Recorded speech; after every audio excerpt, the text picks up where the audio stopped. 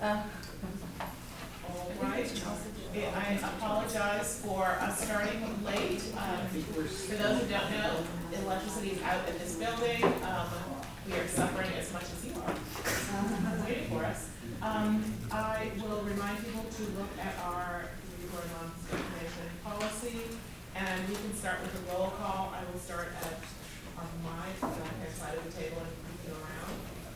Marilyn Carter, Orange County Commissioners. Amy Fowler, Orange County Commissioner. Mark Bell, Hillsborough. Michael Parker, Go Triangle. Doug Kuczynski, Executive Director of Triangle West. Karen Howard, Chatham County Commissioner. Javier Caballero, Durham City Council. Carl Rich, Durham City Council.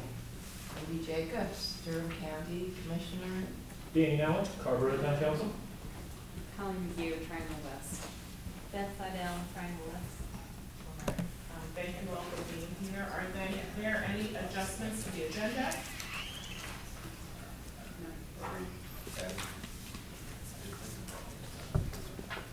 None that I'm aware of. Okay. Is there a motion to approve the agenda?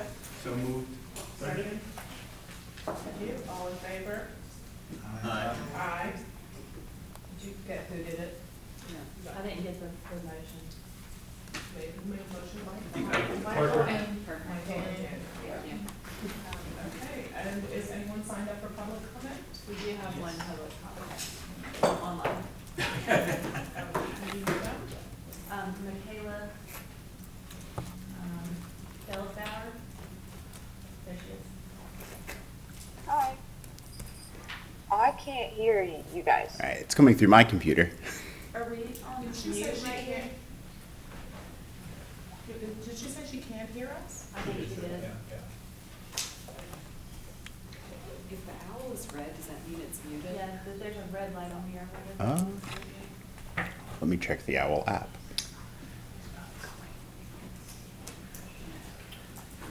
Okay, yeah, no, we're not getting audio to the Zoom. There's also a button there. Okay. All right, look. Now it's not. Can you hear us now, Michaela?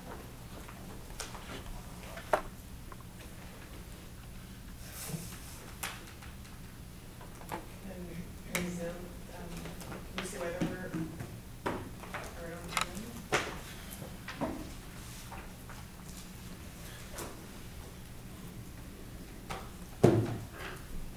Can you guys hear? No, I still can't hear anything.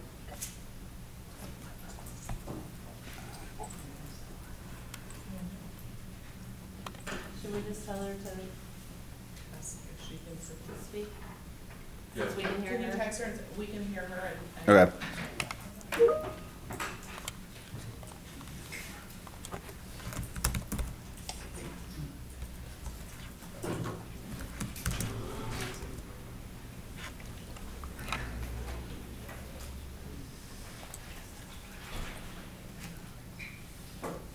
Okay, should I talk about the BL0044? Just go ahead and say what I wanted to say. Okay, cool. So, hi everyone. My name is Michaela Falgar. I live in Carborough and I work on the UNC Chapel Hill campus. And so every morning I use Chapel Hill Transit to commute to work. And my bus route goes on 54. And so every day I see people, running across 4+ lanes of traffic to get to the bus stop. And I knew that this was a very dangerous situation, especially during the winter months when it's darker in the evenings and in the mornings.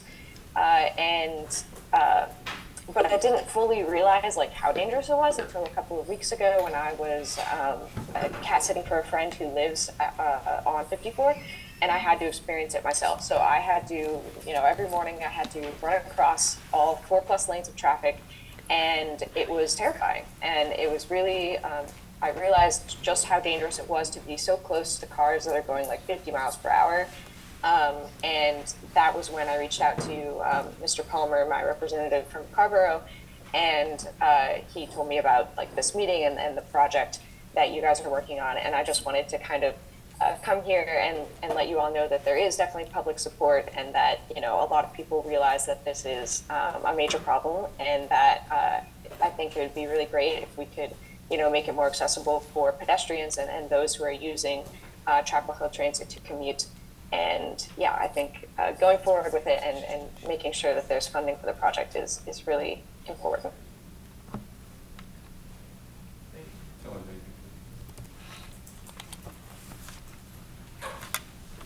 Thank you. Thanks for the opportunity to speak.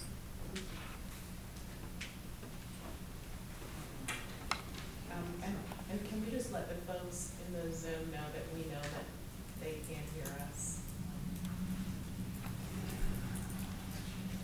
Okay, is there a motion to approve the consent agenda? So moved. Second. All in favor? Aye. Motion carries. And then I'm gonna, new format, I'm gonna hand it over to Doug and let him walk through the agenda items. My pleasure. So item number 12 is a series, it's amendment number 8 of the 2024 to 2033 Capital Improvement Program. Philman's going to review some of the projects that have been added by our members, and then we'll also be approving statewide items under the item and update that goes to the State Board of Transportation. Take it away, Philman. Thank you, Doug.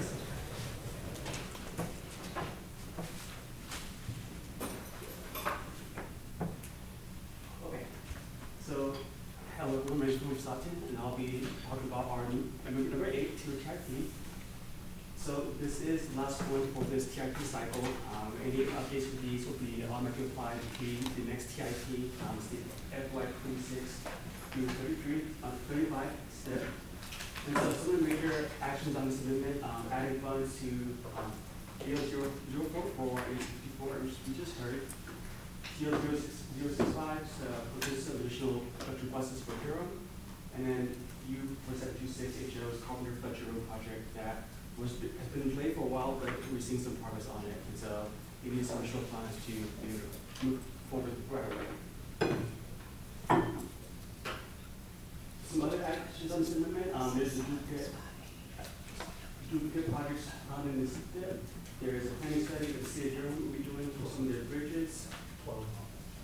There is also another study, Chatham County has a project for 2 electric vehicles, and that has been delayed a year. And then last one is shifting some funds to use congressional funds before they potentially expire in FY 26. And so that's that. Any questions on? Just a request, in future, when you do these slides, could you put something besides just the project numbers up there? I think none of us actually have the slightest idea what those project numbers mean.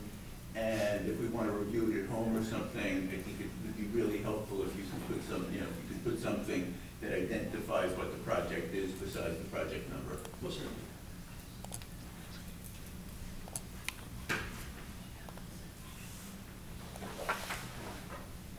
Any more discussion? Is there a motion? I'll move, to adopt amendment number 8. Motion by Now, Second. support by Jacobs. Any opposed? Item passes unanimously. Next, we're continuing with Philmon. We have the draft 2026-2035 TIP public comment release. The North Carolina Department of Transportation is moving forward to adopt the statewide TIP at their July meeting. We must match the first 4 years of our TIP to the statewide TIP. And this requested action is to release the draft TIP for public comment. It will be a 30-day public comment. Take away, Bill. Thank you. Just kicking this off, just with the air quality reporting report. This is initiated when we have either a new tip or an amendment to our NTP. So in this case, we have our new tip that we're adopting, so we have on it. And this is just to ensure that pollution emissions in this sector do not go above certain thresholds. Just some quick background onto this tip. It is a 10-year working document of all projects across all modes. It is submitted to FHWA every 4 years and it has to be fiscally constrained. It includes all project details such as the funding mechanism and schedules and responsible agencies. And within the plan, we update this every 2 years. Some quick facts about the draft that we will soon be adopting. So since this was first released in January, the draft state was released in January. Since then, 800 million in cost increases have occurred onto this STIP. And this is other quick facts on our projects. There are 240 statewide projects and 285 non-statewide, so either locally administered or through SPA or some other various safety programs. From last prioritization cycle, nearly 100 projects were selected. And right now, although we do not have the current cost estimates for the upcoming prioritization cycle, we do know there's a total of 31.4 billion available for programming. And so, as Doug mentioned, the MTIC is a subset of the STIP. That has to match the STIP as well as our NTP.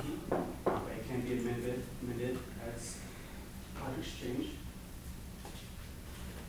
One thing you may notice if you look at the draft report and the attachments, it is not yet complete because there are certain elements that we get from the adopted STIP, some of their funding summaries and analysis.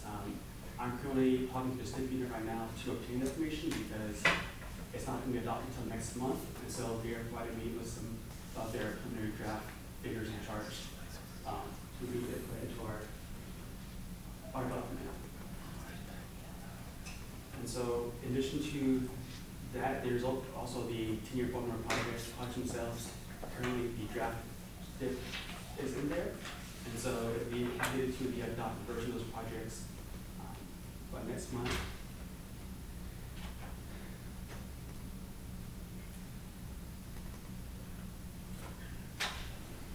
And so, just in light of receiving the information from the STIP unit, the public comment period is in pushed back a couple of days, just to accommodate that as well. It will be followed by a public hearing at the August board meeting and adoption during that month as well. Any questions on the draft and TIP that will be going out for public comment?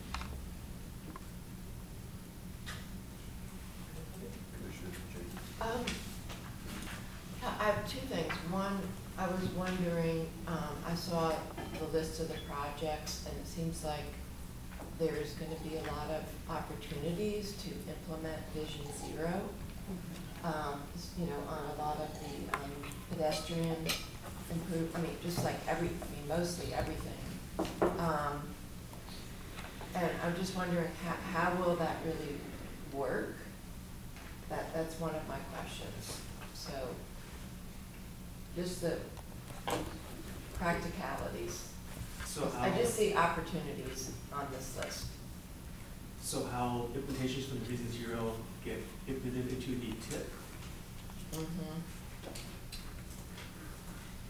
Well, during the project development with the project sponsors, as part of our adopted Vision Zero, and I believe part of Durham City's adopted Vision Zero, because they're sponsoring many of these. During the project development, we'll go through a road safety audit process where we take a really granular look at the crash characteristics. So not just the location, but where on the corridor crashes are. And it also typically involves a multidisciplinary team going out and walking the corridor and observing traffic.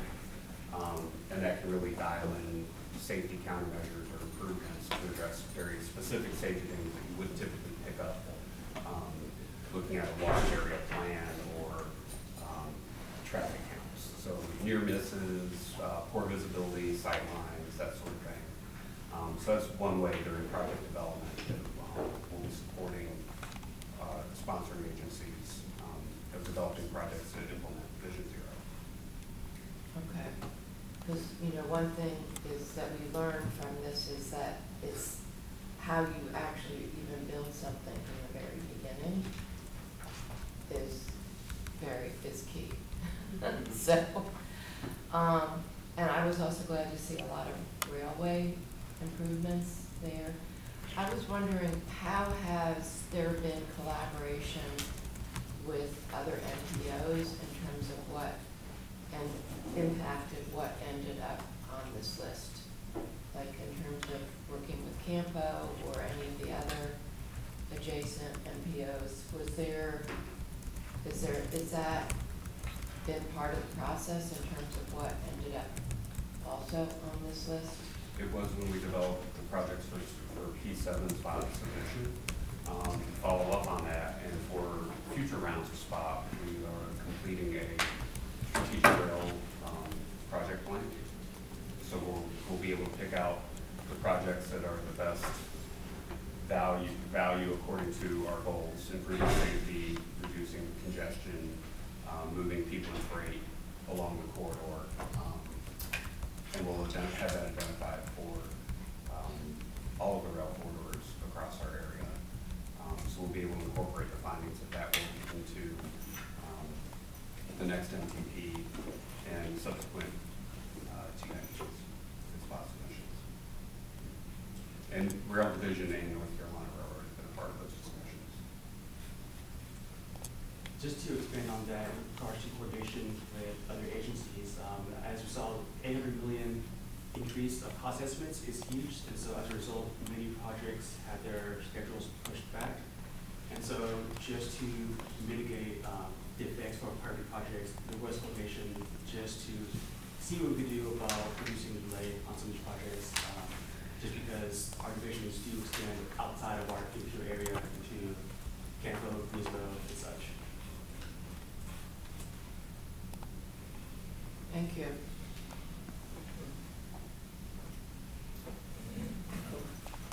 Yeah, one question related to that. So I know projects have been pushed back, because of the cost increases and the general problems of funding.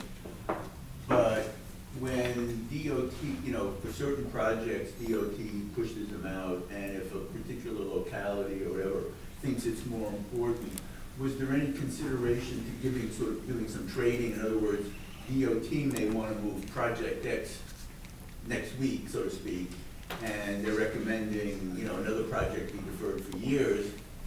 Was there any consideration given to looking at them, giving local input and flipping some of them so that aligning local priorities rather than, letting DOT make all those decisions as to which ones get done early and which ones get deferred?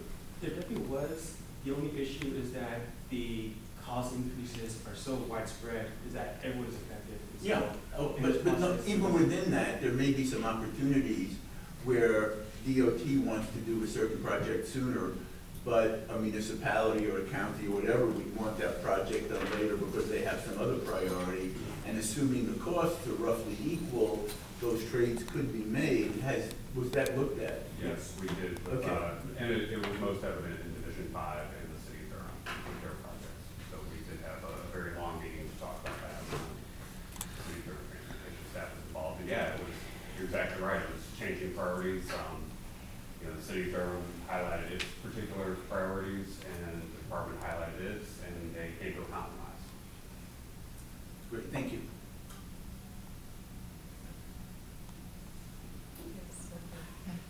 I have one other question. How is the process of, there's a lot of things that say managed, like the idea of managed lanes.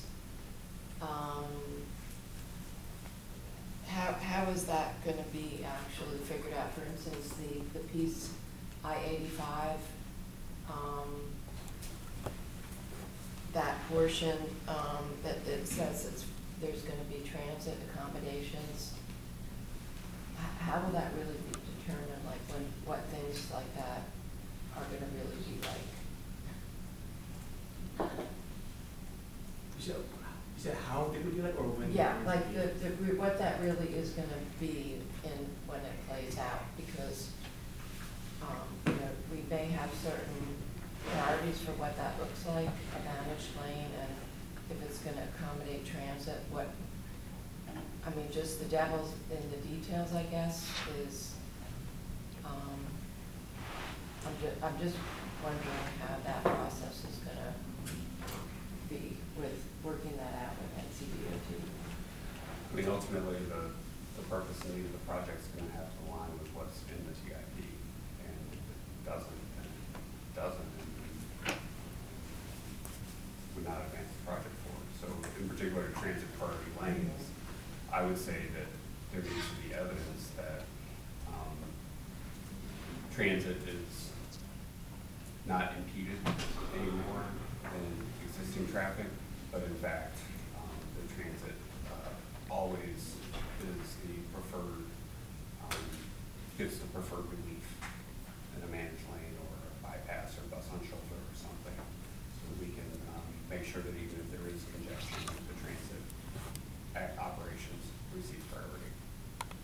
So you're right, there will be a lot of details to look out for that, but. Yeah, that's for the addition of the lane, the widening on the 885, yeah.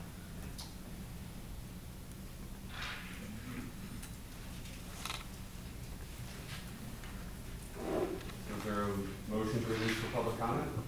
So, Second. Motion by Fowler, support by Bell. Any opposed? Motion passes unanimously. For Philmon's last item. Did we vote? Did we actually vote? Well, if you don't vote, if you don't oppose, You don't oppose? And I heard a motion in a second, I didn't know. That's important, but. oh, I didn't I actually- asked for any opposed, and no one said opposed. Okay. you did it backwards. Yeah. You gave us consent. Spot 8, release of projects list. Philmon's been working with the strategic prioritization office to talk about the upcoming Spot 8 cycle, and he'll give us a little bit more details on their next steps. Give me 1 second, my Zoom dropped off for a brief moment there at the end, so I'm gonna get the screen share reset up. No problem. And yes, as you're all probably wondering, as we're adopting the results of prioritization 7, prioritization 8 has already started. It started actually at the end of last year. So we are working towards the next round of projects and statewide, and coming up with the assumptions for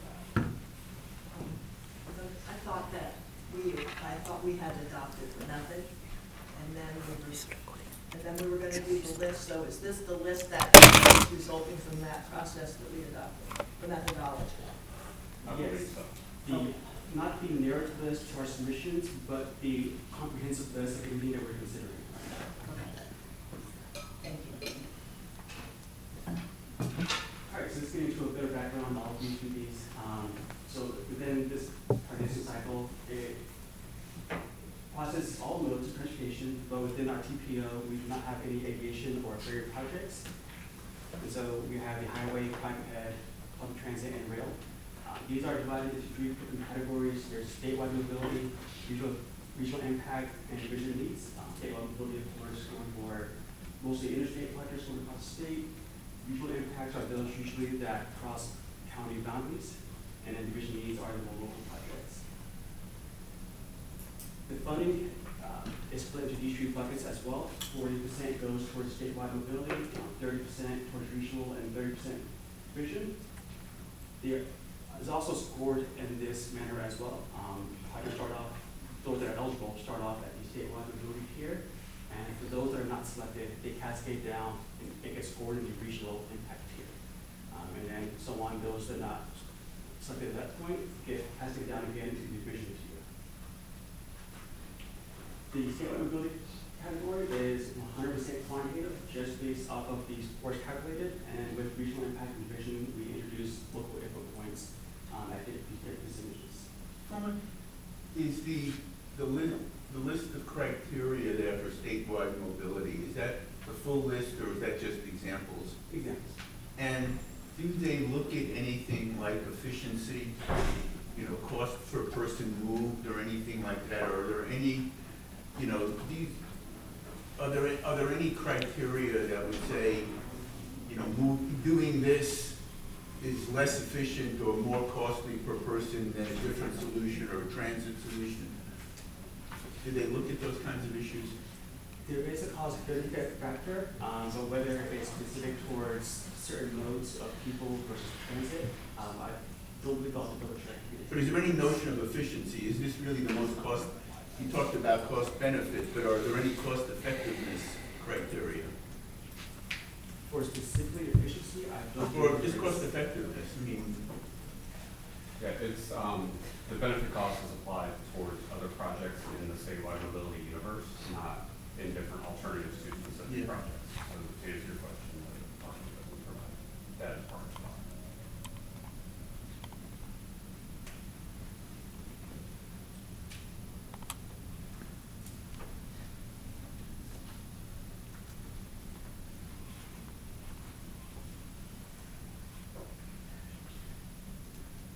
Just to give you an idea of the funding breakdown within privatization, so the large majority does go towards our higher projects, with the 4%, 6%, 50% going towards all the rest of the projects essentially.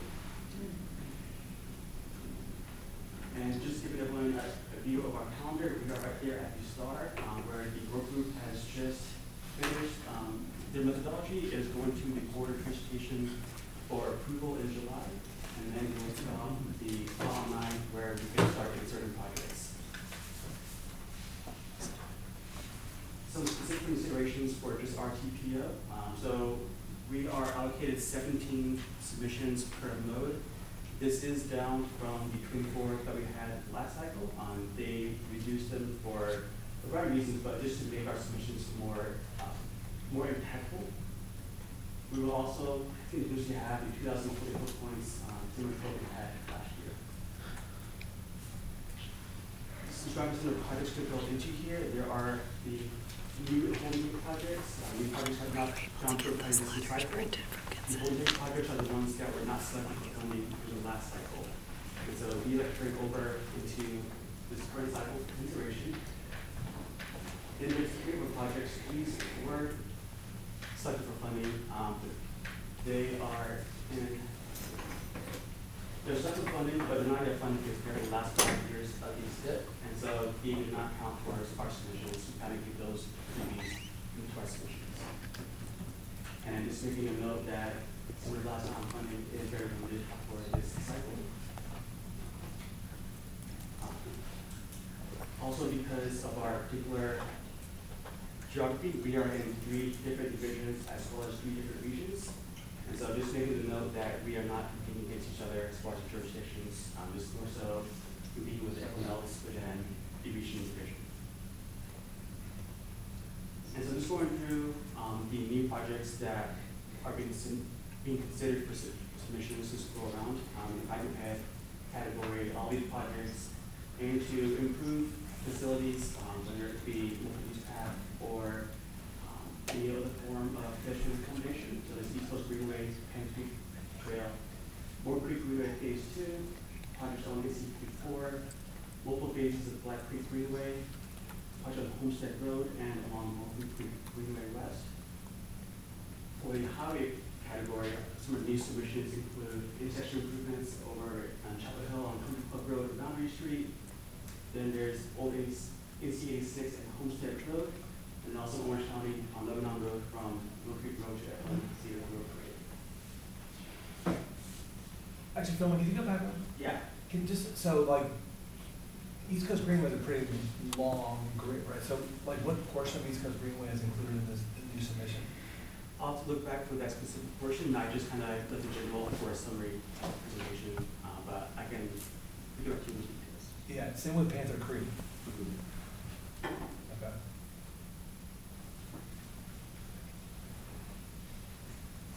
So important transit, this is where we saw our most success last round, and so we are inserting some additional BRT projects here, so Roxborough Street BRT, NC54 BRT, Chapel Hill BRTP, and then in Orange County, Alamance County BRT is one that we're considering right now.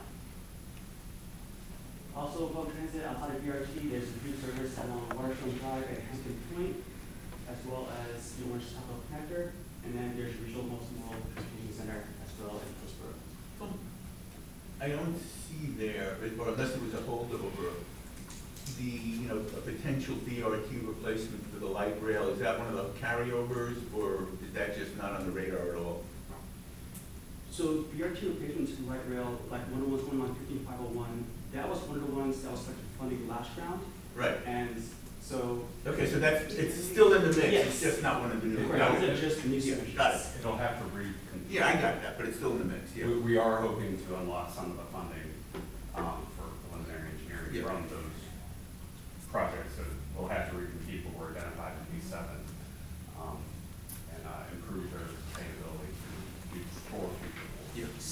So in terms of the holding tank projects versus the newly submitted projects, there's no advantage to them having been in the holding tank? I think if there is, it's as work has begun on them, and we've started to invest in them, there begins to be a little bit more of a weight to the project coming to delivery. And not the sport itself, more so the logistics. With the Golden Tank projects, we have all the information for those that have been POTC'd and data reviewed from the last cycle, as opposed to potentially gathering more information for our new submissions. So logistically, there is some benefit, but not to the sport itself. And also just so I'm clear, so the Roxborough Street BRT, that's not something we've talked a lot about here, right? We talked a lot about 50/1, we talked about Holloway Street, so is that like going out from Durham to Roxborough, or like how, like what's the? No, not Roxborough City, sorry, Roxborough Street. So that one, I believe, will be going from downtown Durham down towards RTB? towards areas. I think down in north. Yeah. Okay, one direction, not one piece. How far north? I mean, get this to Roxborough, or? No, I don't know what, I'm not sure what the exact project limits are, but essentially Route 4, Durham Route 4 that goes North up to Durham. Roxborough. To the hospital? Yeah. And these are theoretical at this point. Durham County just actually approved a contract on Monday to do the BRT vision tank. So that will better define like future BRT projects, but for this, like you're throwing everything out there to see what sticks at this point. So yeah, she said they are theoretical, conceptual, so many details have not really been hashed at this point. So these are new submissions to consider for the spot, but we still only get 17 in. Per mode, yes. Per mode. So did we already have, and I thought we already had 24 per mode. 24 was our allotted submissions last cycle, Yeah. and they changed it to 17. So now we're gonna have to narrow it down to 17, but we're adding new things to consider, so it sounds like we're gonna have that we're making it harder rather than easier, but good that we're finding other things that we need. Well, Or identifying it. some of the previous submissions also were slightly different iterations of similar projects. One of the challenges with SPOT is that we don't have a concrete way to evaluate how a project will score until it actually scores. So we would take 2 or 3 different project limits on the same sort of corridor to see where it would play out better based on population density or service or how many communities it would go through.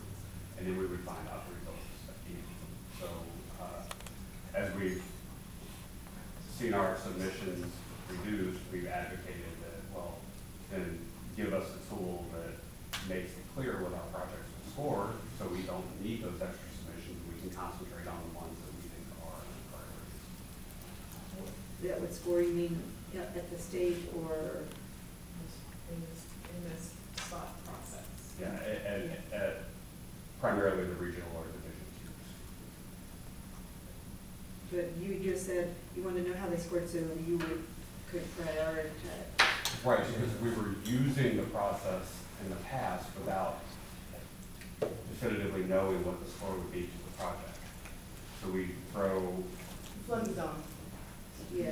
multiple. Well, now we can't flood the zone, we have to put in fewer, but you're somehow going to figure out but you're adding more, but somehow that way you'll get scoring from them, so then you can decide how to prioritize which are the top 17 in each. We want a tool in advance of the actual scoring that works.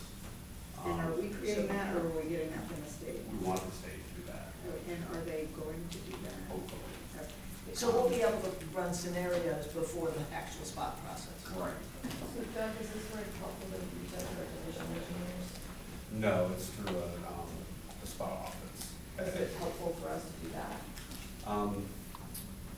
So this is something that is in production. based on the category. So for the highway category, there is a common testing spreadsheet that they do distribute. It just becomes usable once the submission window opens, because it uses information that we input into Spot Online. Once you input into Spot Online, it automatically populates with a wide variety of background data such as ADT, location of transit and such. And so for the highway category, testing spreadsheet is going to be available. It's just with the other modes, I can add for the amount of that. Okay, so for highway, there is some indication of how things are gonna score, but for other types of projects, there's not yet. Officially, yes, we can look at the criteria and just kind of get a gauge, but one number It's is not yes. real helpful though. Yeah. Okay, so is there opportunity for the board to advocate in areas where it would be helpful? I mean, use your board, right? Like, tell us what to call and to bother, and I'm happy to do it. I like to bother people. I will find out. We Okay, can get you the thank you. contact. And I'd also like to point out, the spot process doesn't necessarily highlight this region's priorities. So we're at a tricky spot where we're trying to put forward projects that have a realistic chance of getting funded, acknowledging that the structure of spot doesn't align with our public transportation goals and multimodal goals all the time. Sometimes we do get a great project funded out of it that is not highway based. We're trying to focus on that, but even if we only have 17 submissions, it doesn't mean we only have 17 projects of needs. Our needs are much greater than that. And that's another thing we try to remind the state is the total statewide need is not the sum of all the projects that are submitted statewide from SPOT. That's just a part of the evaluation. Well, if there's opportunity for us to advocate, or if it's clear, we all realize like, okay, you know, it might make sense for them to hear from elected leaders about the impact of how it's being done, happy to do that. That's part of our role. Just if you wouldn't mind refreshing my memory, what entities are allowed to submit projects for SPOT? I know it's not just, you know, the municipalities and the counties, right? Well, the municipalities submit them to MPOs, but our actual submitters, MPOs. No, but who's allowed to submit to the MPO? Yeah, any of our municipalities or member agencies. Okay. Like the RTP Foundation submitted project last time, Go Triangle. Yeah. And can NCDOT itself submit projects, or is there a separate pathway for that? The divisions themselves do have their own set of submittals. Okay.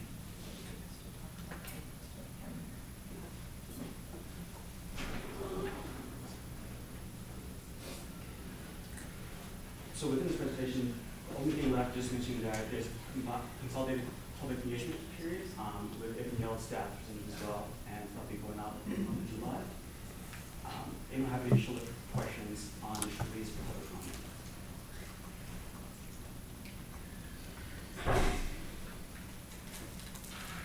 Are there any more questions? Is there a motion to reduce the draft project list for public comment? Seconded. Motion by Fowler, support by Now. All in favor? Aye. Any opposed? Motion carries unanimously. Is that better? Yeah, pretty much. All right. Next, we have a comprehensive transportation plan amendment proposed within the city of Durham. The requested board action would be to release this amendment for a 45-day public comment period, and the TC requested also that the notice be mailed, that a notice of the public comment period be mailed to adjacent property owners, a list that would be provided by Durham City County Planning. So with that, I believe. Yeah, so, sorry, Earl Llewellyn, who is, initiated this request to the city of Durham, said he would be here around 10 a.m., so would it be possible maybe to go to item 16 and come back to 15? Sure. So, We'll revisit item 16, and we will go ahead to talk about our work on the 2055 NTP preliminary preferred scenario. So these are a combination of the draft scenarios we presented the last meeting. Yan Pei will walk us through where we're at with developing this preliminary plan. The requested action today is just to receive the presentation, and we would like, if you don't have comments at the meeting, if you follow up with additional comments to get them to us by July 8th. We have, for our meeting with all of our divisions and their respective local communities. So, for example, we've already met with Durham City County Division 5 to talk about this. Anything? Thank you. The presentation including two parts. One is a preliminary preferred scenario for 2055 Metro Transportation Plan MTP. Second part, when I will share about the response from public engagement, the comments and the public's comments about alternative analysis. So we finished the works for 3 alternative scenarios back in April. We presented to the board, and then we started work on the preferred scenario. The preferred options for technical part of work, we will work in June and July. We plan to present to TC and board in August. That's our plan. So today's presentation is focused on the assumptions and this mobility foundation with draft project list. 3 types of project list: highway, transit, and technology and integrations. The draft list, how it was developed, it also has data information inside presentation. So the assumption generally is for the, this long-range transportation plan lasts for 3 decades. For the first decade, we assume the fund still follows Strategic Transportation Investment Act, STR, still follow that. But beyond that first decade, we assume we can switch some funds, not use strictly follow the STR law, and switch it to the multimodal, transit or bike path. So that's assumption we made for the funds. 3 types of projects mentioned already, and then how the project was developed. Yeah, Payne, just can you say more about that? I mean, I like the assumption. I would love to see us after the first decade having a higher share of funding go to non-highway projects. But is that just because we're hoping that's going to happen? What's that assumption really based on? Yeah, the STR is there for a long time. We assume this for 10 years, and then in the future there may be change, and there already be some change, but it's just unclear for STR. I'm not very good expert for STR, but we just assume the potential change allows us to use more budget for transit and biking path. So we're assuming like STI at some point goes away? Or is modified? Yeah, sometimes goes away, not fully, but we still somehow follow it, try to mold necessary budget to the transit and bike and path. That's things we do the long range plan. Last time we did same thing, so this time we try to. Otherwise, transit has not enough funds.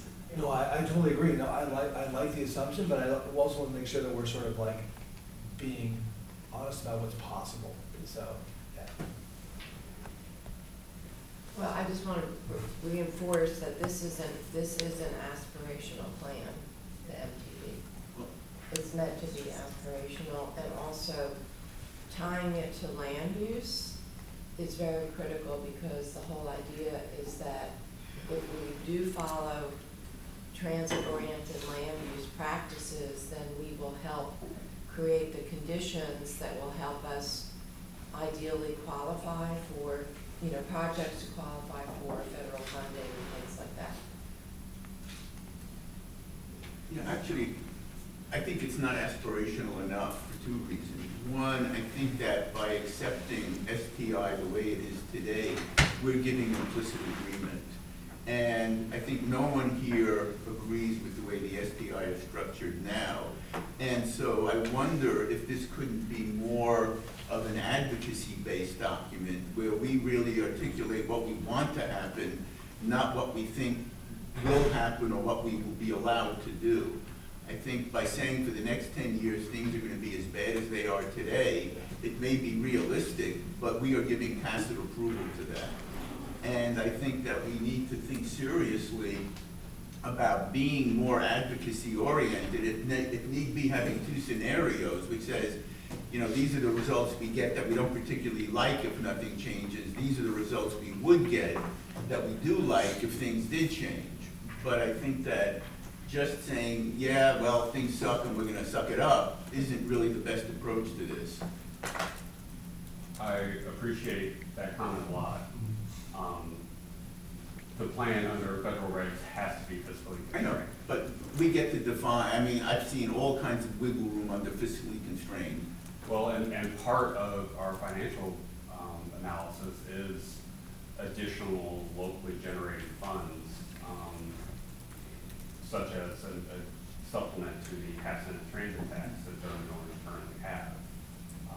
But collecting more of the sales tax revenue for more locally discretionary projects. But we could assume that the SDI will change in 5 years. And we could still be under the fiscally constrained, because that is our assumption. The federal guidelines don't tell you what assumptions you can make. It's just that the assumptions you make have to result in a fiscally constrained MTP. We made assumptions about the next 2 decades, and we have no particular empirical evidence that suggests that that's going to happen. We made that assumption. So we could back up that assumption and say, well, we think things will change in 5 years rather than in 10. We could, would you like us to?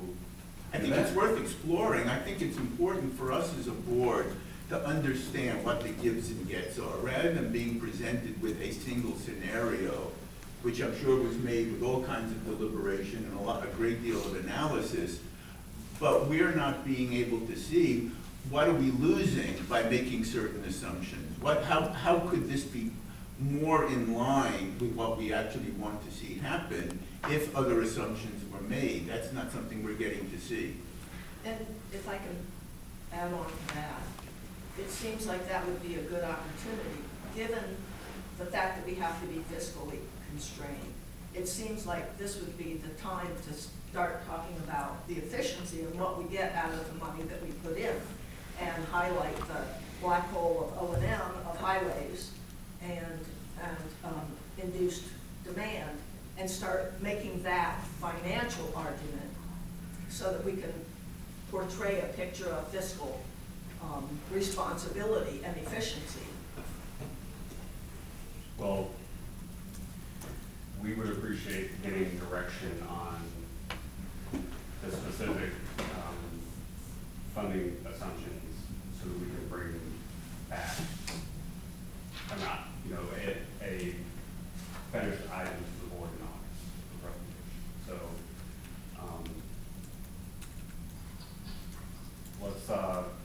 let's go through the rest of the presentation. We've heard, maybe we shorten the assumptions up. Maybe it's, the first 4 years, which is in our TIP that we're approving, are as they are, and then we make the assumptions after that. And absolutely, I agree with your statements about operations and maintenance. We don't generally program those or plan for those in the MTP in this region. It's something we're looking to change for the 2060 MTP. Is there a reason we can't do that now? The timeline of approving the document.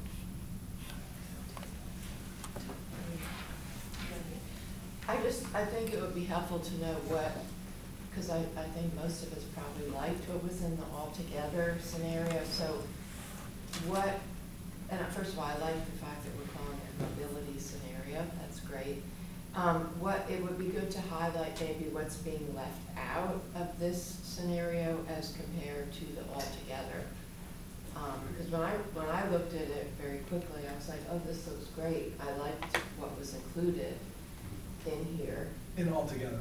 No, in the mobility scenario, that's kind of, it would just be helpful like to know, well, what do we leave out of the mobility scenario that was in the altogether? So. Okay. That's what they're. Was there another, any other comment on this? It's okay.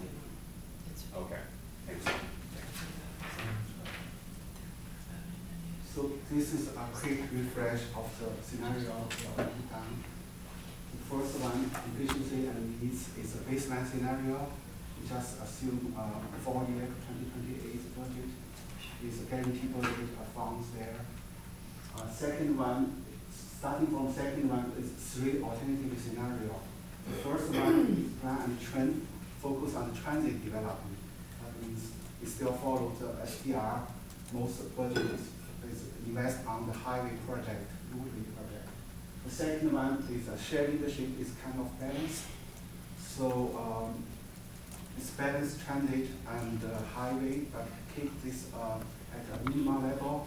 We still follow the constraints of the budget, the revenues from the NTP. The last one is altogether, just mentioned earlier. We assume there are additional funds available, for example, local funds, which allows us to use it for transit and budget care. So this 3 scenario is the alternative scenario.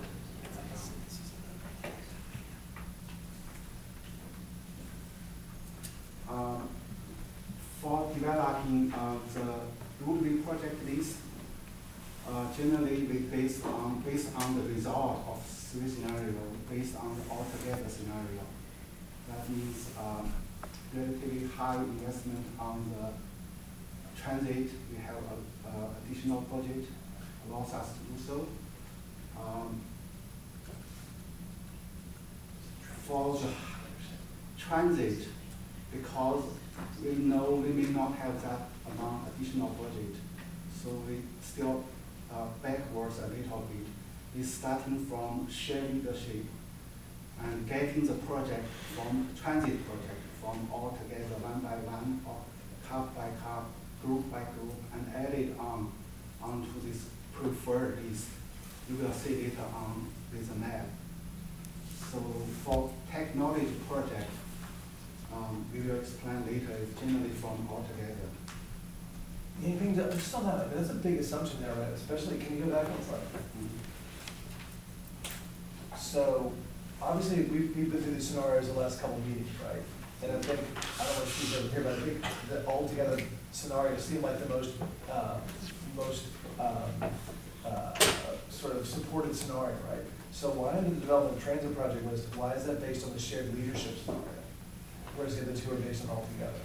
Yeah, as I mentioned, shared leadership is a base, is very minimum project. It's not medium-sized transit project, and we have medium size of the list for this project, and we know we need more project. And on the other hand, altogether has more projects than we can afford. So we, based on the performance of the transit project, we get it, add on the basement of the transit list is from shared leadership. We get this project from altogether, add on this base one by one, and get a full list of preferred scenario, which also has the budget constraint there, financial constraint there. I mean, I think this goes back to Michael's point. So I think what this board cares most about is the transit project list, right? And so accepting just that means that we're sort of accepting a much smaller package of stuff on the transit side, accepting the realities that it is. And I think, again, your point, should this not be an advocacy document, what we want to see in our region? And so that, for me, is a big problem.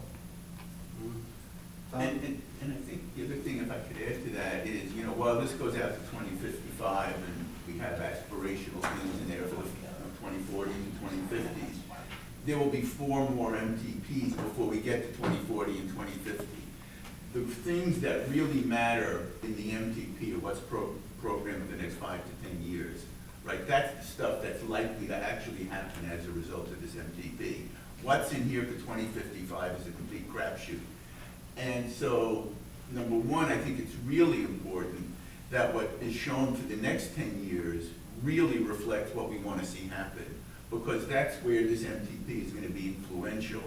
Yes, it's important as an aspirational document to show what we would like our world to look like in 2045 and 2050, but the world will change, God knows how, but the world will change a great deal between now and then. 2 or 3 or 4 MTPs will be developed between now and then. So the part that we really, really have to focus on and get right is the next 5 to 10 years.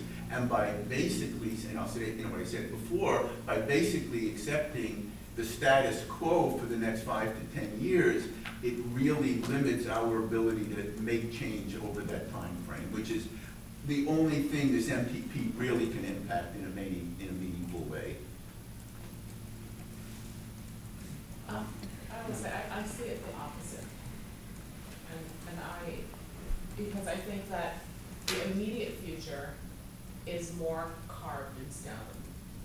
The next 5 to 10 years are more carved in stone than the 20 and 30 year mark. And so if you have clear and definitive, you know, we know what's in the next 10 years of what we really have access to. Not if the STP, I'm sorry to interrupt, but not if the funding formula changes, if the normalization changes, which is within the authority of the the STIP working group to change, things can change significantly over the next 10 years. So, and I would say possible, but even more likely in the 10 years after. And I have never seen what you are hoping for bear out, where I have seen it borne out in a longer frame, where you acknowledge where you are, you begin to impose your aspirations on where you are, with the goal of getting to, you know, close to where you want to be and then where you want to be, as opposed to, I don't like where I am now, I want to be exactly where I want to be in the short term. For me, that feels more than aspirational. That feels sort of, I've given up on reality and I'm just gonna, you know, hang on a dream and I don't want to trivialize it, but it just feels more fairy tale-ish than purposeful. I mean, yeah, go ahead, Melissa, I've got a comment on that. But. Yeah, I just kind of feel like, what's the worst that could happen if we think about it the 2 different ways?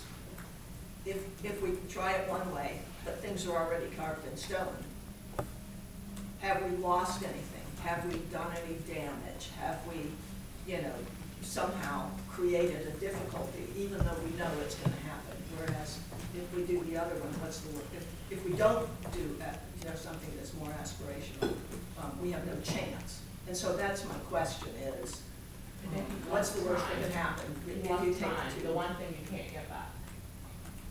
If we don't accept what's carved in stone? But you don't get anything, maybe it would be good. I think that's, I mean, if you get nothing, you've lost time. Yeah. You're not going to get nothing. You're always going to get what's carved in stone. If you Well, believe it's carved in stone, you'll get that. Melissa asked what's the worst thing that can happen, and it was that you get nothing. No, but the worst thing that could happen if you say it's carved in stone, will we ask for something different. We'll still get what's carved in stone, but if we ask for something different, then there's at least a chance we get something different. See what I mean? Yeah, except that wasn't what I'm disputing. It's gonna be what it's gonna be, Can I but. give an example on this? Because I think this is what is also a potential worst case scenario. So as I understand, I could be wrong here, you may correct me wrong, but as I understand, under this, with the now using the shared leadership as our scenario for transit, right? As I understand, the Duke Gregson two-way conversion, which is a big priority for the city of Durham. We worked hard on this for many years, including with DOT on this thing. Just last night in the budget we passed, we're continuing the design work on those two corridors. If we don't make those, if we don't find some way to calm those and get away from these one-way sort of roadways, we're never gonna meet our Vision Zero goals in Durham, right?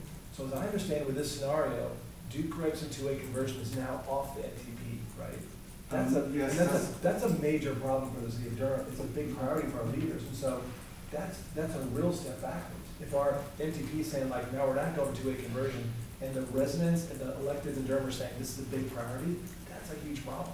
Well, additionally to that, it's also just data driven, like we get that every year, that's the worst, or like the most unsafe corridor in the entire, TPO region, so, it kind of defeats, what's the point of even doing Vision Zero if we're not gonna actually make good on it, right? And I think I said this before, give us what to fight for, right? Like at a certain point, I understand the constraints of the state and I understand the limitations there really clearly, right? I've been in my seat for a minute now, but it gets to a point then like, if we're gonna just say, well, we're never gonna get the thing, then why even bother spending the resources, time, and effort on things like Vision Zero, right? Like either we're gonna try and do it or we're just not. And let us wait, like to Carl's point, there's money in the CIP. The city of Durham hired a Vision Zero coordinator. Like we've put actual tax dollars into these philosophies and beliefs, and now it's time for us to deliver. And we need departments that we're able to help us deliver. And if that means, you can fail, right? But at least you tried, right? Like, again, it goes back to really developing this board to be an advocacy board, to be a working board, and to model for other TPOs, how do you push in this transit space in a state that says lots of things out of, its mouth, but doesn't follow through on the money side? Okay. I want response to the question. Yeah, thank you. In a different angle. So I think the first I want to repeat, this process is every 4 years. So every 4 years we will change the project list, as you mentioned, right? So it's a continual process. So we always change. So in the next 3 years, 4 years, we will change the project list for 30 years. Secondly, the first important thing is getting this project follow your direction into the MTP list, so that you can apply federal funds on other projects, regardless of the year first get into the MTP list. If it's in the MTP list, you can apply for federal funds, state funds. I cannot remember exactly, but I think there are projects in the past. It's long range, but get it in the short range. It happens in the past. So most important things is get the project under your direction, follow your directions into this list. That's most important things. And just on the one-way conversions, we had heard some very specific input from Durham stakeholders and had agreed to revisit that as part of the public comment period and update for the preferred scenario we'll present on this. Okay. That's one, but there could be others too. That's the one I'm aware of. So. My question is, you have 1, 2, and 3, which are related to but they don't include the bike or ped from that prior. Yes, that's very good questions. We are reserve a bike and ped funds on that side based on the average cost and miles, and we only have the recent 10-year or even less project list from local jurisdiction. We don't maintain a full list of the project for bike and ped, because there's no very long range bike and ped project list, fully list for the project. So we will have a budget at the last version of the preferred scenario, and roughly how many miles we can build and maintain for the bike and ped facility. And we will have the list from the local jurisdiction for their bike and ped plan project onto that list. We don't do further analysis because this current model, the tools we have, does not have the abilities to do the detailed data bike and ped project normally is at very detailed levels studies. So generally, we follow the local jurisdictions bike and ped plan, and then we have allocate budget to bike and ped for maintain and build new facilities. So they will be projects that are listed, you just didn't include them here? No. No. Because the tool, the model doesn't, cannot use for that analysis, which is more efficiency, which is, should go ahead. The model does not have that abilities. So it doesn't fit into your modeling software? Yeah, we are thinking about have some tool, but not yet. So can you develop that software? Because, I mean, we want that to be part of our plan, don't we? Yeah, we're thinking about, that takes time. It is part of, bike and ped improvements are part of the plan.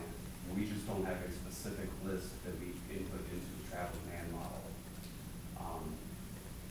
Because the tool that we have is not, doesn't produce outcomes that are beneficial to analysis. So the money is there, and we rely on our local partners to say. What do you mean by there's money is there? We take a portion of the projected revenues in the MTP, and we say this Goes to bike. bucket is bike and ped. Okay. We just You're don't not establish. analyzing it to see if it helps you reduce vehicle miles or congestion or safety or any of the other things that are valuable to us in terms of transport. You don't have the data on that, sounds like. Primarily, it's the accurate data on the actual pedestrian network. Okay. The amount of data collection and maintenance it would take to do that is very staggering. And difficult because they're not actually there to know what it's doing for you. Well, we don't know where things are across all three counties. Yeah. In terms of sidewalks, pedestrian crosswalks, and the level of details of those facilities where statewide there is data on the roads. Right. So that's primarily the largest hurdle at the beginning. The rest is figuring out the model.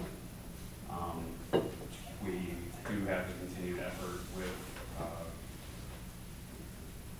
the TRM to work on understanding non-motorized travel better.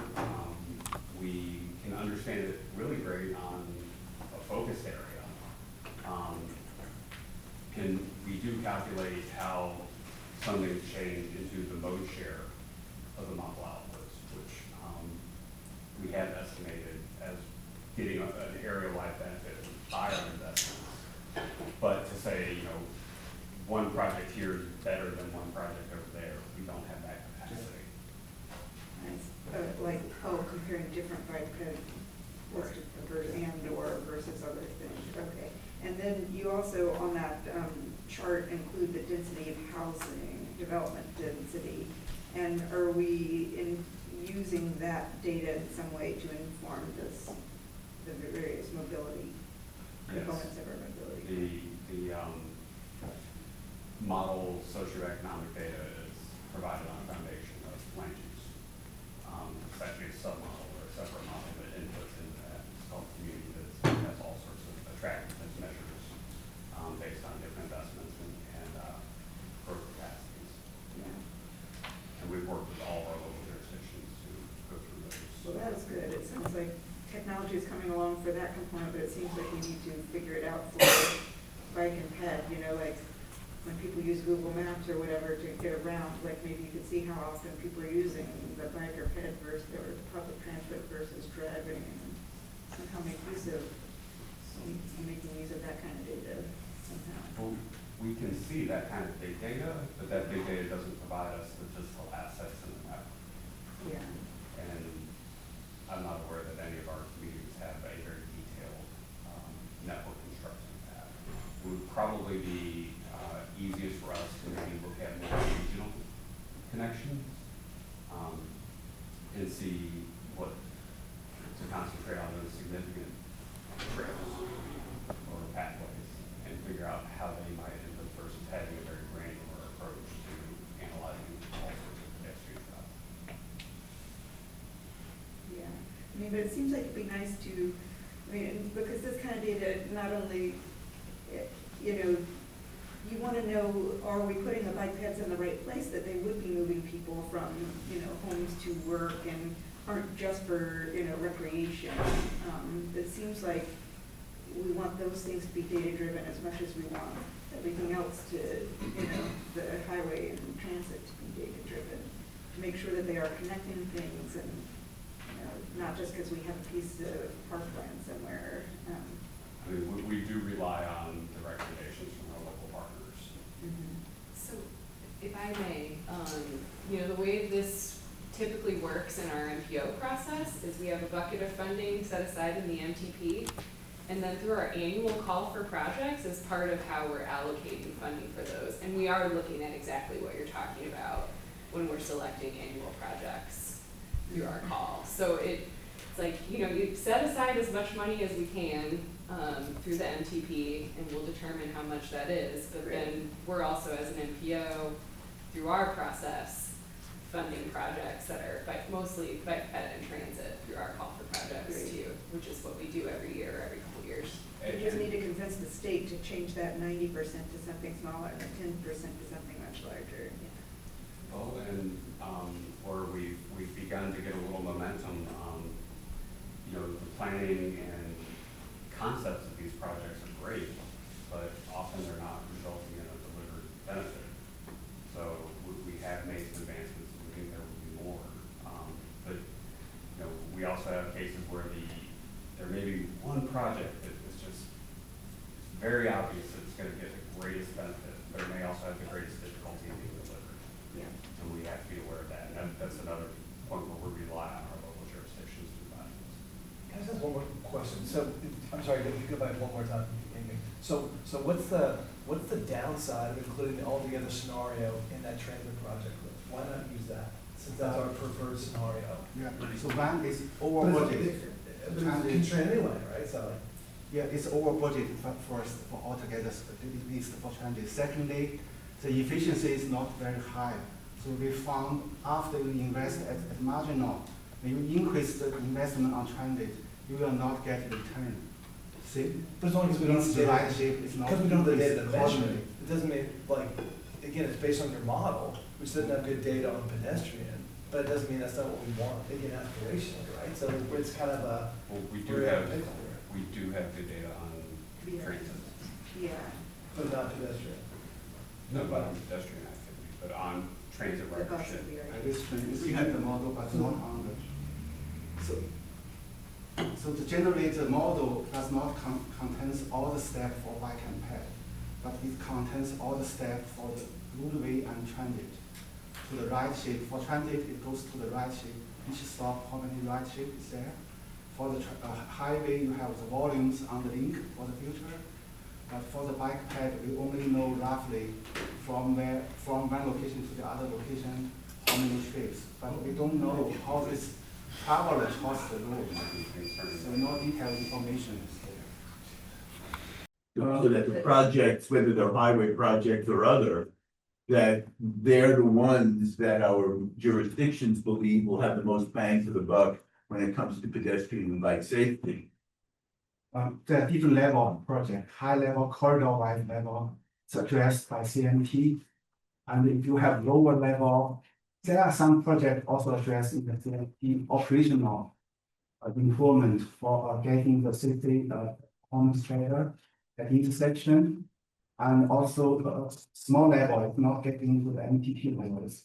MTP just address relatively high level of the project. So take the ones that, my colleagues from Durham were just talking about, the New Gregson. Does that rise to the level of the This MTP? corridor level. Because that is driven at least in large part by Vision Zero concerns and safety concerns, correct? Yes. And we've considered that in the congestion management process, and we're including that. I am not aware that there's been a actual study of a benefit cost on that corridor around countermeasures to increase crashes. I could be wrong in that, but We should have feasibility and when that was developed, I think that the expert, as they say, what the plan is probably what they model the feasibility. And I think that Chapel Hill has been looking at Fordham as, you know, behind. So I know they're planning on putting in requests for funding for, you know, doing things on Fordham. So it seems like there's a lot of stuff bubbling around that these ought to be given a very serious look, whether or not it does fit into the MPP. And there are dedicated funds in the MTP for very specific safety improvements. And then we have corridors that need improvements in part because of or intersections that need in part because of safety. Where really the impetus for the project is multi-part. Which pot does that come out of? It can come out of multiple different points. It can come out of the 90% pot? Some of it, yeah. And the other question I wanted to ask is, so the preferred scenario is a triangle-wide scenario. It's not just for this, you know, TPO. It is the preferred scenario for the entire triangle, correct? We add them together. Right. So I guess my question is, you know, Wake County has different needs and desires from, you know, Durham and Orange and Chatham. And, you know, they're growing quite in large measure, growing quite differently. So is our preferred scenario really focused nearly entirely on the, you know, the needs or desires of Durham and Orange and Chatham? Or are some of the compromises that are being made or some of the decisions being made being driven by what works better for Campbell? They're not, you know, give you one. For example, we are 70, so we decide to have a 41 conversions. On the other hand, Campbell wants to freeway. Yes, so the compromise is we agree with them to set up an interchange as a borderland. So that's one example. So for the family, we have multiple cooperation. I mean, in constructing the model, there are some distinctions in how the model addresses the Triangle West portion of the combined areas versus Campo. So the model is constructed the same way, but there are some levers and sliding to look for our plus, you know, the network calibrating according to our input from our local, the land use for calibrating, partnerships and not planning zoning ordinances with the community and our household traffic differentiating behavior is based on this goes in the household travel survey, what was that? Aggregate down behavior by the code the travel behaviors or So despite actual quotation, we agreed to try to upgrade to the traffic analysis framework. But we have actual location, but that information for others, we cannot see, but they know roughly where it is. So every 10 years, we have a service do a recurring where every other year service of expensive. So there are lots of ways that our constituents and their, not just this board's goal, but our constituents' practices are incorporated.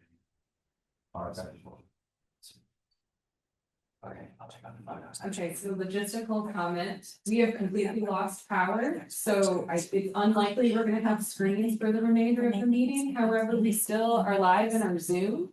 So if folks in the room would like to watch the PowerPoint on their screen, they can join the Zoom link. Well, we have the MiFi, which you guys can all log into the MiFi network. So maybe we can put that up on the board probably. Or just a couple more slides. Yeah. One out and another guy, just say smile. So why don't we go ahead and Katie, everyone has the information, we're connecting with each jurisdiction.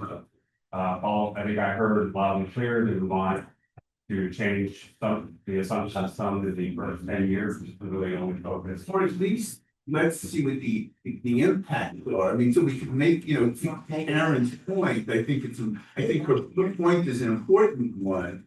That if by so doing, we make a broad statement and shoot ourselves in the foot, that doesn't help any of us. So I think what we need is to better understand that if we do change any of the assumptions, number one, does it actually move the needle as far as the things we want? And two, does it put us in jeopardy of losing something that we also would get under the current assumptions? So we'll take a look at that, and hopefully there's a very clear picture of what that looks like, that we can use our judgment based on what we've heard. And at least be able to kind of slide and we take it in the direction together. And we can do that in a short order. And then again, the public or the comments are open, please come back to us in a plan. We still have some additional meetings with local jurisdictions. And so, can you also say, what's the next step? And so this is not even a reason for public comment, you're just receiving our input. Yes. So what's the next? We'll be presenting in August the preferred scenario, just refining that all this discussion. And then, and at that point, we're releasing for comment. Yeah, and August, if everything moves smoothly, August, we will ask you to approve for them. But it is still, Yeah, I mean, I did look at everything beforehand, and I think we really need more clarity, again, getting back to what I asked in the beginning. Exactly what is being left out of the shared leadership and why. We need to understand what is the thinking behind that. you mean altogether, right? I'm sorry, that's what, The shared leadership. I'm sorry, altogether, what is being left For out? example, commuter rail is left off. We have commuter rails. No, you don't need to explain it now. Yeah. I'm just saying, we need it in writing, like an analysis that, a report that shows us completely what is being left out of shared leadership and exactly why. What is the reasoning?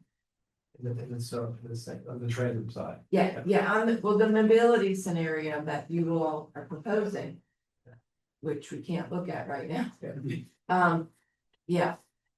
You know, just for us to, I think we need to be able to make an informed type of decision that kind of addresses both what Karen has raised and what Michael has raised, so.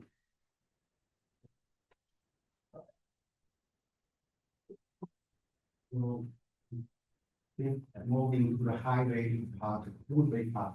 Generally, we follow the 2050 MTP with some change. In the presentation file, we said remove Duke Street represent two-way conversion. But after we discussed with the city of Durham, city Durham still want to keep two-way conversions. Based on the project need and the project time. So we will try to get two projects both into the MPP, one for short term, the other for mid and longer term. Because the second one, two-way conversion require retreatment, add new ramps in the interchange. It's very high cost. So that's a middle term and long term project. On the other hand, we try to get the safety improvement into the short term project. Keep this two. At the same time, I know city is will start a new project for Duke and Grearson's this one repair. We will see how the outcome turns out. If the board approves that project result, we will amend the MPP and get a project list and recommendation into the amended MPP. For the new project, generally we add the project which already corridor projects which already adopted by the board. For example, US 70 East and US 70 West. These two projects is already done somehow. It's not US 70 East is not fully done, still continue.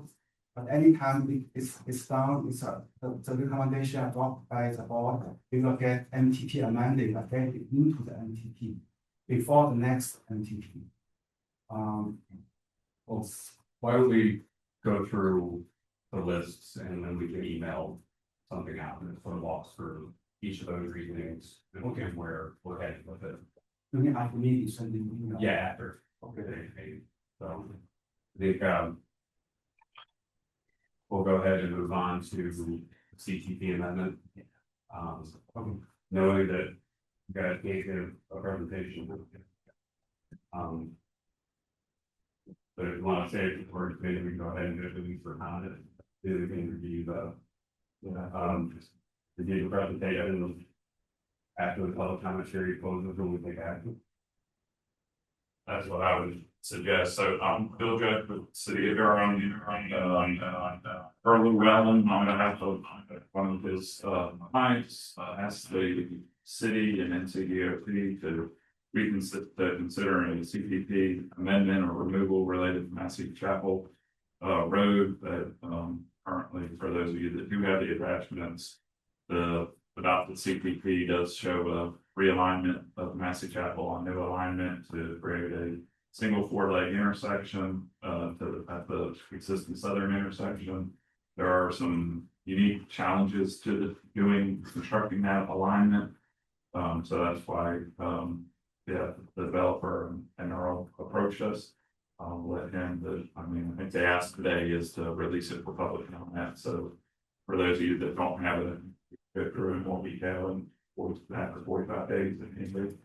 Yeah, I'm certainly happy to do that. I would like you guys to be able to see the sort of the comparisons and challenges. As Bill alluded to, they are geometric challenges with roadway design. They are environmental impacts to a pond and potentially resulting wetlands. There's also an impact to an adjacent existing daycare as well as other existing residents that are not part of my client's assemblage.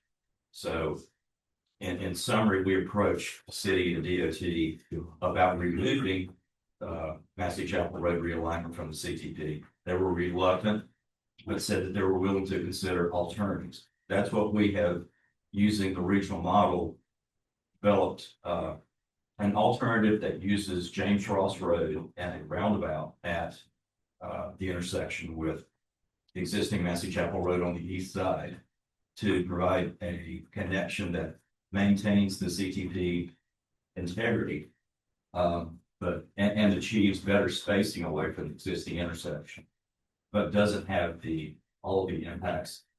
We think it's a more constructible corridor. So I'll leave it at that. Yes, but we welcome the comment period, and I can come back and give you more details, visuals later down. Yeah. For something like this, which sounds kind of technical, I think when it does come back, I think it would be really helpful if our staff could do an analysis and comment on it rather than just us sitting here playing engineer. This, like I said, I have no idea. We just found out what Massey Chapel Road is, and it sounds pretty technical. So I would appreciate it if our staff can give us a technical opinion on this, so we can make the best decision possible. We will take a look, and if we can identify something that we feel qualified to weigh in on. If I could respond, we actually did do an analysis at the request of the city and DOT using the 2050 model projections of our proposed realignment. That is in your package. We can certainly go through that in detail. The results of those 2050 analyses were very good operational levels of service with single lane approaches into the roundabout and onto the available road. But again, happy to get into more details and get perfect time.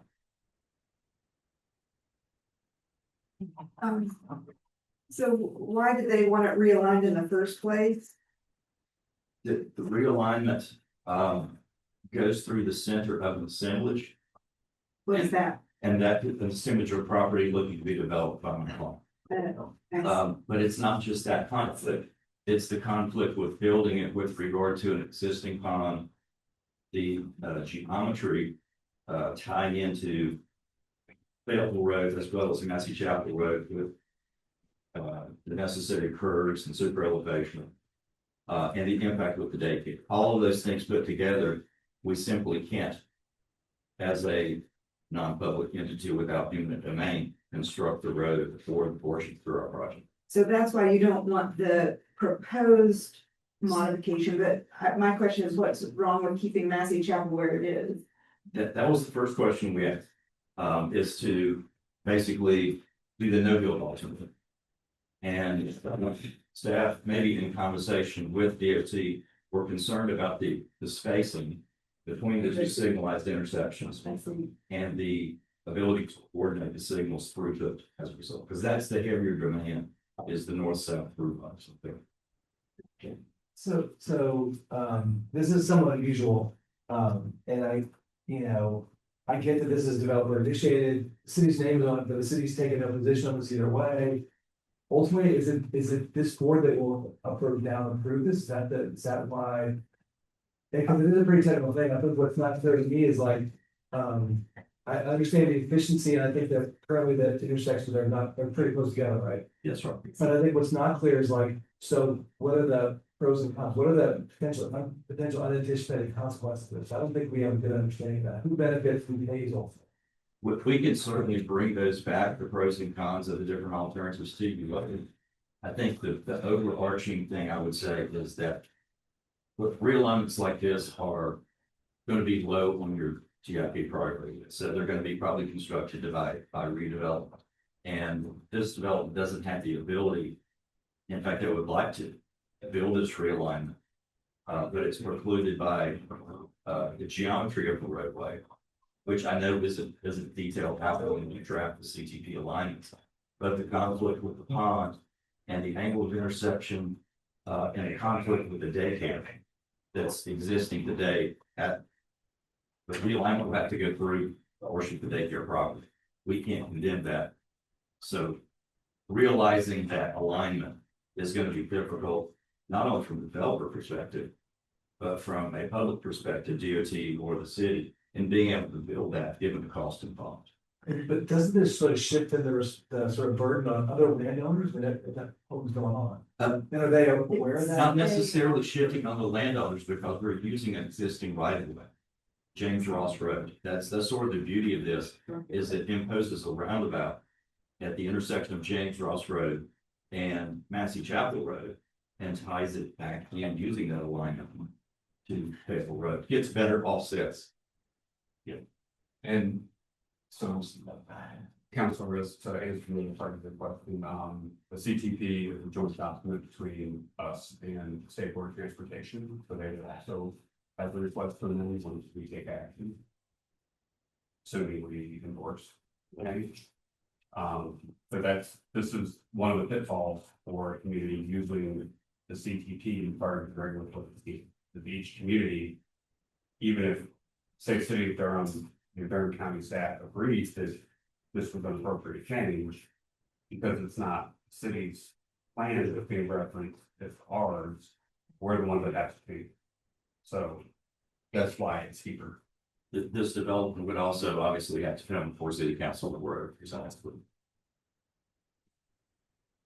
Mr. Jacob. Yeah, I mean, I did not read the whole report in detail, but I mean, first of all, echoing some of the comments that already been made, my immediate reaction is why even change the way it is? I would be interested in like crash data. Like, is this current intersection actually a problem based on data? I understand NCDOT doesn't like to have two signals in the same place. If you're talking about putting a traffic circle in this other road, why not put the traffic circle where the existing road is? This just doesn't make any sense to me, and I think this is also about. This is placing a burden on you all, but then we're gonna be moving the burden up to the other folks who now live on a dirt road. And then it's like, what kind of input have they had into this? Cause then we're actually building an entire new road. Where people again are living on a dirt road, like. So this really seems crazy to me, without from not knowing a whole lot, just my first reaction. The To it. summary from us is we would love to leave it as is, to do nothing alternative. That would work great from the development perspective. Yeah. But it's on the CTP. We have to adhere to the CTP. We simply can't build it. So we've come up with a solution that can be implemented. Not like us, except with protecting right of way for the roundabout. But then it does allow existing right of way to be used to make a connection that does work. So that's the reason we need that. So can we change what's in the CPP? I mean, that's what they're requesting. but change it to say we want to leave it the way it is and just put in a traffic circle there. But placing a traffic circle on, if I'm wrong, Bill, on Fayetteville roads in such close proximity to the other signal would probably not be a good idea. Like 200 feet apart. Right? 300 issues. So the two intersections have both recently been signalized within the last few years. I think one of them, the southern one, I think was, yeah, one of them was previously signalized. The other one just got signalized within the last few weeks. I think over time, they have been signalized due to safety capacity concerns, because they were essentially the only option to do. I think over time, those will continue to degrade and continue to create safety and operational issues. So I think in terms of leaving it or amending the CPP to reflect the 300-foot offset, I'm speaking on behalf of DOT, but I'm thinking they're gonna have a difficult time amending the CPP for that option. And potentially you could construct 2 roundabouts, but they would be 300 feet apart, and it'd almost be, which has been done places, but could be challenging and very expensive. That would also be something that this development could participate in, because we don't build right of way. Well, in the northern intersection, there is a historic church property across the street, so you would not be able to get. That may be the most important part. Yeah. Well, I would like more information on how the folks who would now have a road coming through, how they have been involved and have been able to provide input. I can tell you that they've been very involved, because my client has tried to assemble as many of those properties as he can to create a critical mass for the development itself. And there are several holdouts that simply don't want to be disrupted or whatever the case may be. I think that's part of what we're looking to do now, is get input not only from the people that are impacted by the existing alignment, but certainly the folks along James Ross Road. Also the folks who own the daycare that we've been in conversation with, and they're not supportive of the current CTP alignment as well. I think we're doing the right thing by gaining public information, and we can bring back pros and cons to you. So again, the request in front of this body today is to release a proposed CTP amendment for a 45-day public comment with additional mail notice to adjacent property owners. I move approval of that. Second. Motion by Fowler, support by Calero. All in favor? Aye. Any opposed? Motion carries unanimously. Thank you. We'll go into reports. We have a report from the board chair. No report.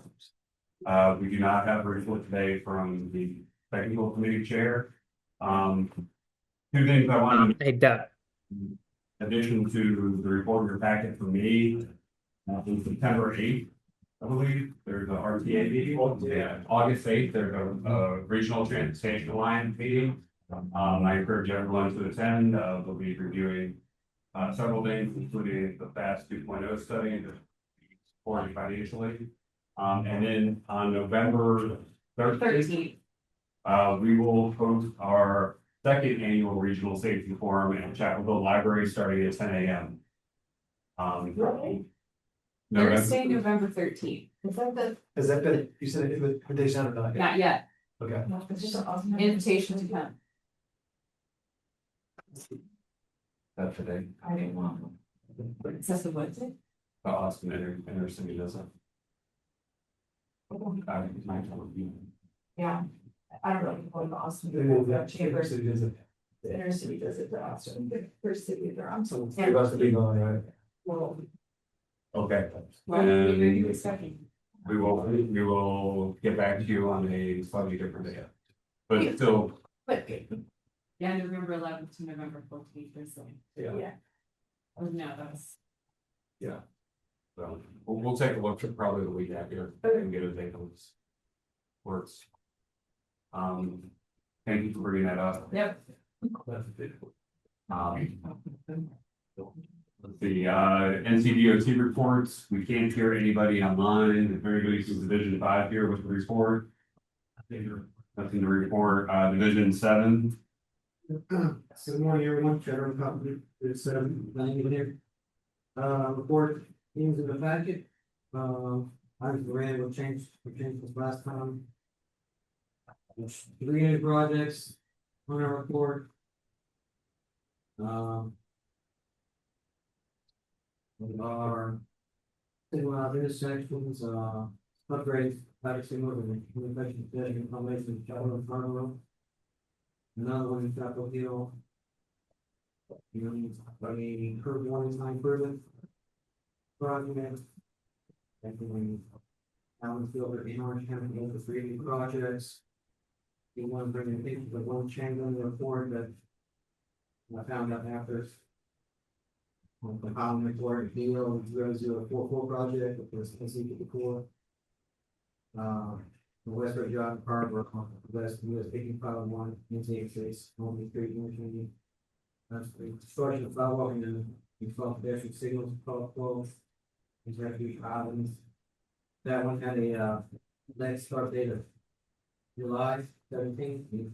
They put August due to funding. Rather than fire. It's not, I mean, it's not gonna be a part of it. But that's the impact, but August. Right there. Another update. On the project that's under construction right now. Here, if you're familiar with 3368. Widening about 40 from I-85, Orange County, the Durham County line, I-40 West County. In Durham County, near US 50. I just got an email. From the resident engineer on that project, you know, with an update. On that project, I was reading the highlights to you.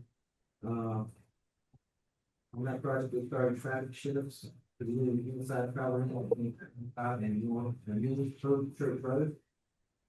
Traffic shifts between new church road and the Durham County line. And line at the end of the project will continue in the next few months. After each traffic shift, there are several area walls, flag shoulders, with finish drainage work, take shoulder movements on the outside. Welcome to side roads, interchange ramps, road flow. Little increase, labor was huge.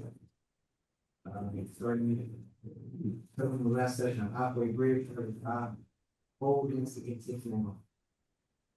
Let's do a bit on that Highway Wide project. Lastly, so Division 7 or Division needs category here.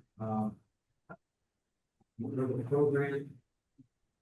First 5 years it's still about $75 million. And the whole thing here, the whole program about $105 million, so they have to move some projects out. Not really listed, but we move projects out from all UPOs. And then that will not keep getting new projects. Because I'm using probably decades. So the ones that were effective in PWP together, I'll read those here. EV 5880 project, on Fair Road, sidewalk and parking lot. Right of the lane 1 year 2027, construction is 1 year 2028. EV plus 5880, SH, Life and Finish further in Carlisle. Now on the right of ways delayed Richard from 30, construction delayed 5 years at 2023. ED 586B, LC Drive, Life and Dead Birds in Chapel Hill. Right of ways delayed 2 years at 2028, construction delayed 4 years at 2031. ED 5890, Lime Street, sidewalk in Carmel, right of ways delayed 1 year at 2027. It's delayed 1 year at 2028. Finally, you, self-serving street, line, sales growth, portion by the only. And the reason we were over program, we caused cost increases, the projects that were, never there, project costs every 2 years, so. What they know the project cost, that was one reason. Another reason was because some of the projects were supposed to be delivered in 2025 or delayed, and now pushed into the STIP years, 60-35 the current STIP. So those two, we contribute to one program where it really meets budget. So I'm got any questions about the answer. Any questions? Thank you for reporting. We appreciate you working to keep as many of those non-motorized projects moving forward as possible. Anybody from Division 8? Anybody from TPD? Julie's gonna send the report, I'll leave distribution, and we do have a report from Eric, actually, the TC board chair. Eric. Kelly, sorry. He sent it. He did, Okay, construction, do you want me to read it or? Send it out. He sent it. Okay. In chat. Give it a short. Construction was officially begun for Durham Station. It's a great example of how different partners can collaborate together successfully as it's funded with a federal grant, with a local match from Durham County Transit Plan is being delivered by the city. So thanks to everyone for who helped to get to this big milestone. Yeah, good news, yeah. Thank you. Very exciting. Very exciting. Awesome. Thank you, Eric, for sending that in. Traffic operations, I&D. We have a series of reports that are attached and recent news articles and updates. Our next meeting is August 29th at 9 a.m. here, hopefully with air conditioning. August 26th. August 26th. Sorry. Sorry. 26th, 9 a.m. We're adjourned. Right at 11. I'm sorry.